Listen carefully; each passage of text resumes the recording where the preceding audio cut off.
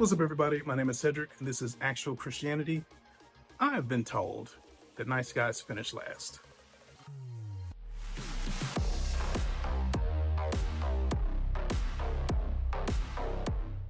I hate nice guys. Nice guys finish last. Why nice guys finish last. That's not true. Not true. Not by a long shot. How can I prove this? Keep watching. This notion of nice guys finishing last, it's basically a phrase that many people use when it comes to dating, relationships today. The idea is basically being nice is a deterrent for women. It's basically what a lot of people say. It's what red pill people say. That's what a lot of dating coaches say. That's what a lot of these guys say. I'm going to tell you now, that's not the issue. It's not the issue. The truth is, we like nice stuff. We like nice. We like nice. Like, that's a nice chair right there. That's a nice chair. That's a nice house. Man, that's a nice house. Dude, that is a really nice car. Or, that dude was cool. Or that chick, man, she was really nice. She was quite pleasant. We like nice. The issue isn't nice. The issue isn't nice. Here's what the issue really is. Have you noticed that the kind of guy that they're referring to as the nice guy is kind of just there? Just kind of there. He's just, he's friendly, good thing, right? Being hostile is not good, right? He's just kind of there. He's just, I'll give a name, John. It's just John. John is just kind of there. He's nice. He really wants to be with this girl that he's interested in, but he's just John. He doesn't have anything really that gives him any real passion or anything that he would like to share or show with her, right? The proverbial nice guy that everybody's referring to is basically this. He's the guy that is, well, of course, nice, but the problem is he's essentially directionless and lacking leadership qualities. That's the issue. That's ultimately the issue. It's the inability to show leadership and direction. There are a lot of guys that just want a girl. Like, that's it. Like, man, I just want me a girl so bad. I just really, really, really want me a girl. So much so that it's basically the top of their list. You know what I mean? It's like, if there's one thing I want to go right in my life, I want me a girl so I can turn into her wife and then we can have kids and blah, blah, blah, blah, right? Putting a woman at priority one, okay, priority one is kind of the opposite of dignity from my own personal experience, okay? Because many people would say that I am a nice man. All right, I'm a married man. Been married for over a decade. My beautiful, wonderful wife is a huge blessing. We've had such a really good marriage. I mean, man, we have beat the odds over and over again regarding our marriage. Where the average person in the secular world would say that, people divorce in 2 years and celebrities do it all the time. Marriage isn't worth it, blah, blah, blah, blah. Like, man, our marriage, we've been married for over a decade and it still feels like we just got started. Okay. The question is basically this. How did I get her? How did I get married? How did I get that chick? Being a Christian, okay, is important, obviously. It's what actual Christianity, that entails actual Christianity, of course. But for me, I didn't want to just go to church. Like, even in the red pill scene, they'll say, she goes to church or he goes to church, but their marriage still fails, like that sort of thing. Simply being in a church does not make you a Christian. It doesn't.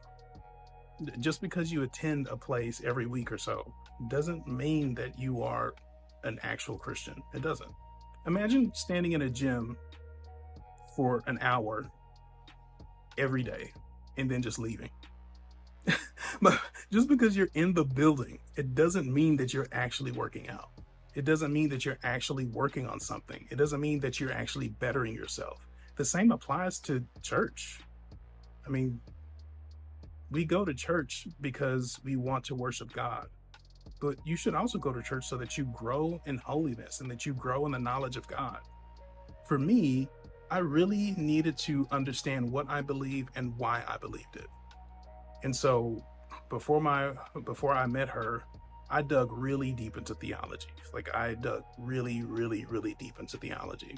Um, I now understand the importance of proper hermeneutics, um, which is the art and science of biblical interpretation, right?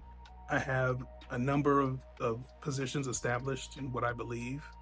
Uh, my eschatology, that is to say, my position in the end times, is something that's continuously compounding and growing. And so I kept my head down and studied a lot. I listened to a lot of pastors, studied a lot of scripture. I also spent time just witnessing and sharing the gospel with people as well. She was a Christian too at the time, obviously. It's really important that we had similar beliefs. It's super important. She was able to ask me a number of questions, a plethora of questions regarding the scriptures and Christianity and the faith. What does this mean? Well, what does that mean there? So if this is the thing, then what about that? Then wait, is that a problem there because of this? I was able to answer her questions. Like, I was able to answer her questions consistently. Okay. She really appreciated that. Women have very little experience with men who are able to do that. Like, there are a number of Christian men out there that are just kind of there. When we were recording, she took me to see some old friends of hers. It's a really sweet older couple, and they've been Christians for a very long time. And the husband is like really about that life, studying and stuff. And so when I met him, we were able to sit down and talk about a number of biblical things.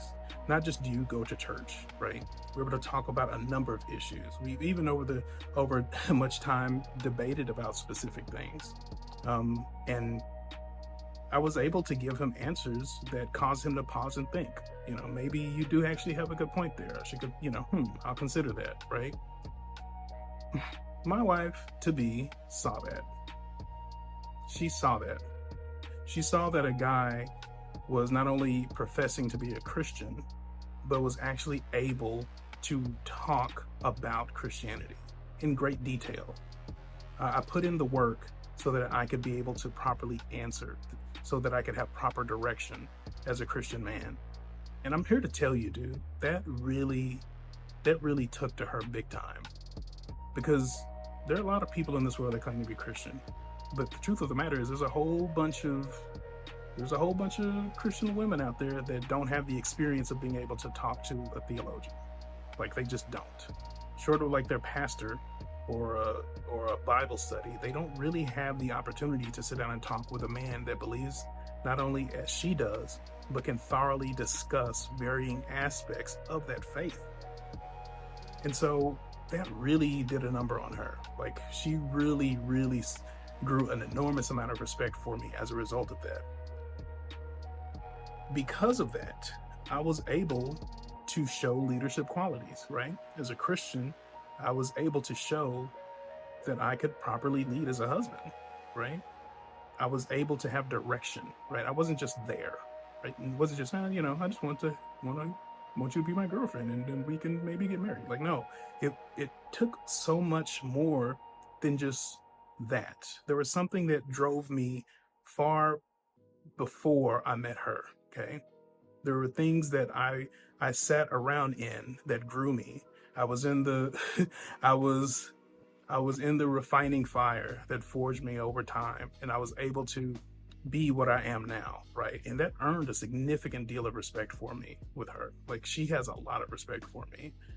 That means that I'm someone that is of significant value, because there's a whole lot of Christian men that just don't have that, man. Just like, I go to church and, that's about it. But I'm a Christian, yeah, like, you need more than that.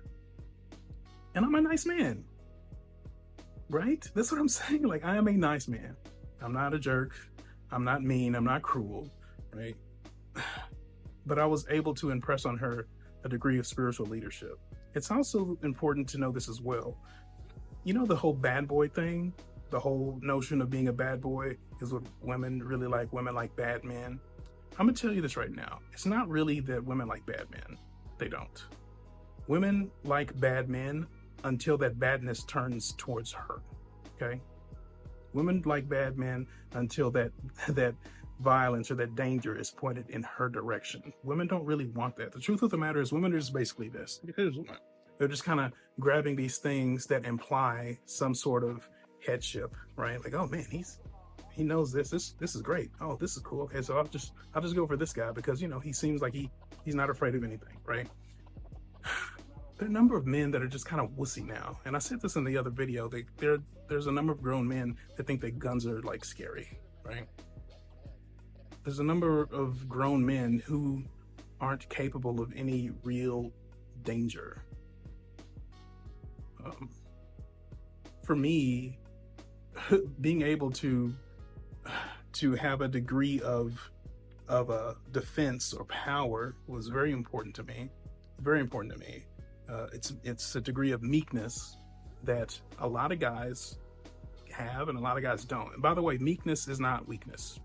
Meekness is understood as basically strength under control. Okay, it's the way to have a bridled power, having the capability to do great harm, but not doing it because your principles govern your actions. Okay, and so that's why bad boys are interesting.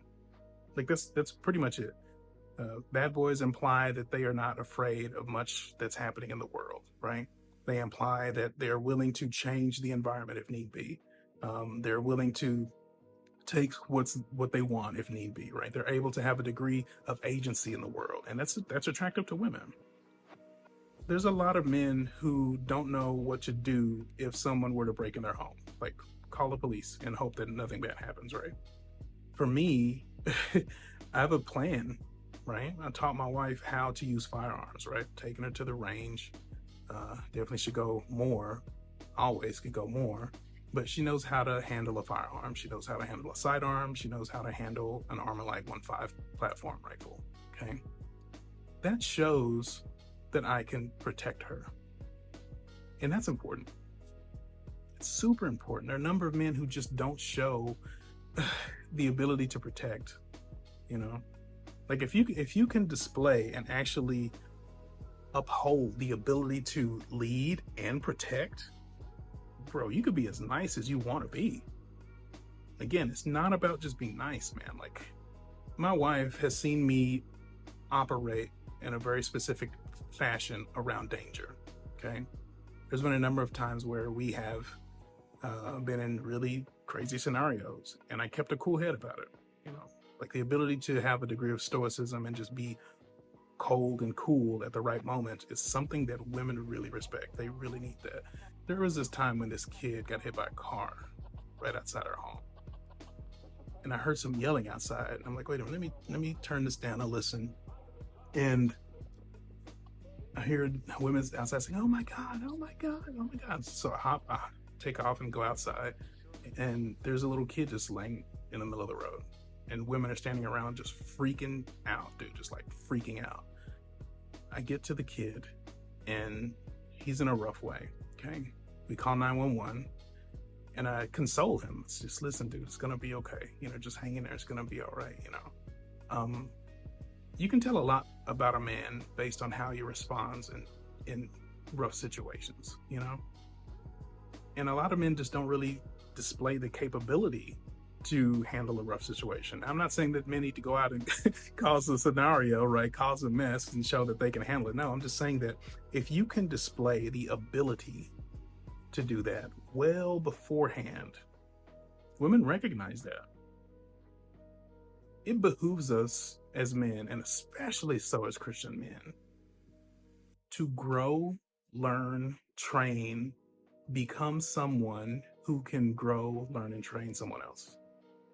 Like when it comes to a wife, at the end of the day, any man that displays those types of qualities, like if he can teach her stuff that she doesn't know, if he's capable of doing things she can't, right? If he's able to display a degree of assurance, you know, to be a shield essentially. Like now that's really hard for women to beat. Like at the end of the day, if a man can convince a woman like this is the better way, check this out and listen to me. If you can make your argument, if you can back up your argument, if you can really show and lead by example, then dude, you can be as nice as you want. And people should be nice. Like we should be. Real quick, I think someone said this a long time ago, some chick on the internet, and she said that like she wishes that she had like a thug in a suit.